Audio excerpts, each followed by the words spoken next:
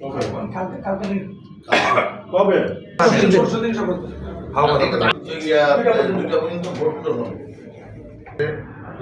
দুপুরে লাঞ্চ, তারপর 3-4 থেকে হইলো। আসলে সত্যিকার অর্থে আমাদের ঢাকা 5 আসনের 12 তারিখে যে নির্বাচনটা হয়েছে, আমরা আশা করেছিলাম একটা লেভেল প্লেইং ফিল্ড নির্বাচন হবে। আমরাও চেয়েছিলাম যে একটা সুষ্ঠু নির্বাচন, ঢাকা 5 আসনকে সারা দেশে সুষ্ঠু নির্বাচন হবে। তবে যাক, আপনি যে জাল ভোট কথাটি বললেন, এটা অহরহ হয়েছে। এই জাল ভোট আমরা অনেক আপত্তি দেওয়া সত্ত্বেও polling agent, pulling officer, presiding officer যারা ছিল, তারা এটা আমলে নেয়নি। যখনই আমাদের পুলিং এজেন্ট বা আমাদের কর্মীরা আপত্তি দেওয়ার পর দেখা গেছে, মানে এই 2টার পর থেকে, বেলা 2টার পর থেকে প্রত্যেকটা কেন্দ্রে সেনাবাহিনী আচমকা হামলা শুরু করল।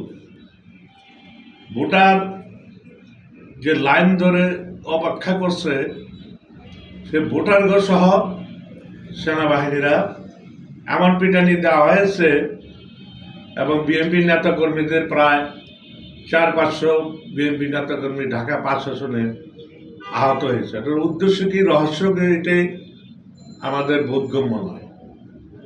তা আমার মনে হচ্ছে এটা একটা সরকারি পলিসি যে এটা ঢাকার গেট, প্রবেশদ্বার, ঢাকা 4 এবং 5-এর আসনটিকে জামাতকে দিবে, যাতে এই এলাকায় এই প্রবেশদ্বারে তারা আন্দোলন সংগ্রাম করার একটা সুযোগ পায়।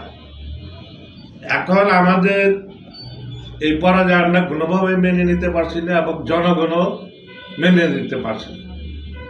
যেই জায়গায় বিগত এই 50 বছরের ইতিহাসে স্বাধীনতার পর আওয়ামী লীগ এই এলাকায় 10,000-এর উপরে, জামাত এই এলাকায় 10,000-এর উপরে কোনোদিন ভোট পায়নি। এখন কি করে তারা এই বিজয়ী হওয়ার কারণ, এটা সরকারের একটা কারিশমা। তারা সরকার জামাতের সাথে একটা ব্যালেন্স করার জন্য তার নির্বাচন এদেরকে বিজয়ী দেখানো হয়েছে। এটা আমাদেরকে পাঠার বলি বানানো হয়েছে। ঢাকার শহরের যে 7টা প্রার্থীকে পরাজয় করা হয়েছে, এটা একটা সরকারের একটা কারিশমা। ঢাকা প্রবেশদ্বারের যেগুলি প্রার্থী আছে সবগুলিকে প্রার্থীকেই তারা পরাজয় দেখিয়েছে। এটা আমরা মনে করি যে জামাতকে খুশি করার জন্য, জামাতকে ব্যালেন্স করার জন্য সরকার আমাদেরকে পাঠার বলি বানানো হয়েছে। তবে জনগণ এটা কোনোদিনই মেনে নেবে না এবং আমরাও মেনে নেব না। আমরা জনগণের সেবা করে আসছি, জনগণের সেবা সবসময় করব। আমাদের দল সরকার গঠন করতে যাচ্ছে, আমরাই ক্ষমতা থাকবো। আমি নিজেকে এমপি হিসাবেই জনগণ আমাকে আখ্যায়িত করবে। জনগণ জামাতের প্রার্থী, সে আমাদের এলাকার স্থানীয় বাসিন্দাও না, তাকে কেউ চেনেও না। বিজয় হওয়ার পরও জনগণ তাকে চেনে না।